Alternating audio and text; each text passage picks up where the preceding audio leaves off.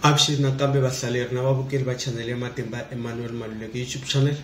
Kombela mi subscribe ku channel wena kota ku kula ku fana na ti-channel tin'wana.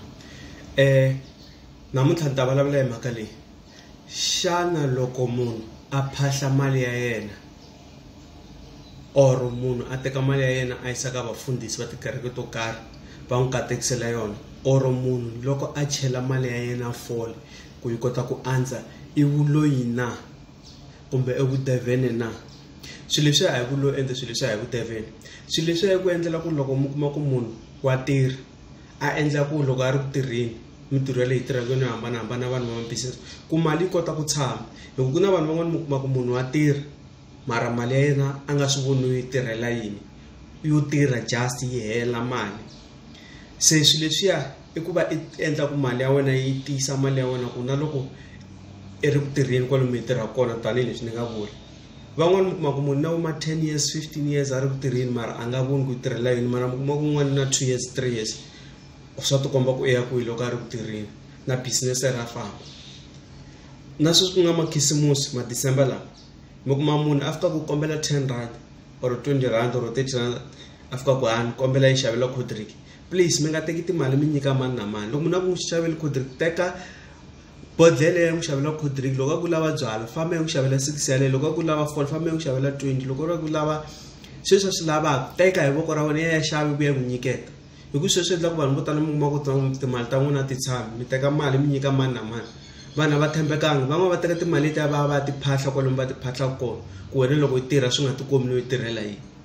Vanhu va ka hina please teka switsundzuxo leswiwani mi ya kwalomu mi ya kona. Van'wana ni ya ka maprofita, van'wana ya tin'angeni, van'wana ya magandelweni, van'wana ya ka tikereke to hambanahambana. Hi ti yisa timali letiya va hi katekisela tona. Na mikombe ya ka n'wina van'wana ma swi twa ku loko mi lava ku mali yi kota ku tirha leswi mi lavaka swona kwala mindyangwini ya n'wina or ka tifamily ta n'wina mi endlisa ku yini.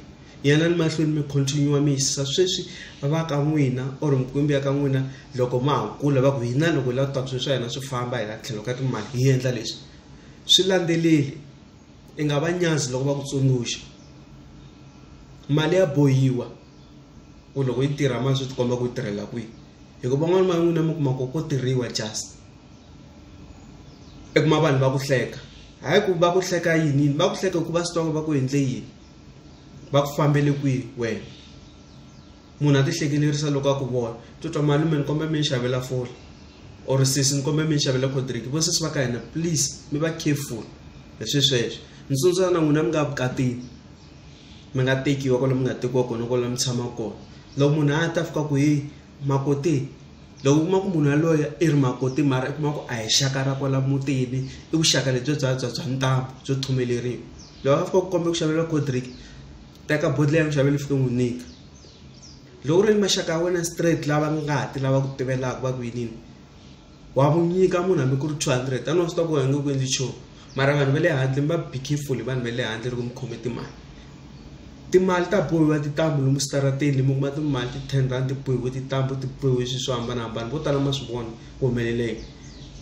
Sweswi nga makhisimusi mi ta kuma lomu ti tshaveni lomu ti 100 rand ti bohiwile hi tintambu, swin'wana swi cheriwile teka mabodhlele i vanhu va mona. Se please loko mi kuma timali ta n'wina kwalomu mi tirhaka kona or ma-business or kwihi, rhangani mi ya yi phahlela mi yi tiyisa or mi yisa ka tikereke teti mi endla mi nghena tona va mi tiyisela tona. Na khensa switsundzuxo swo tala swa ha ri endleleni. Na khensa ku va mi langute channel ya Matimba Emmanuel Maluleke YouTube channel. Kombela mi subscribe ku channel yi kota ku kula. Thank you.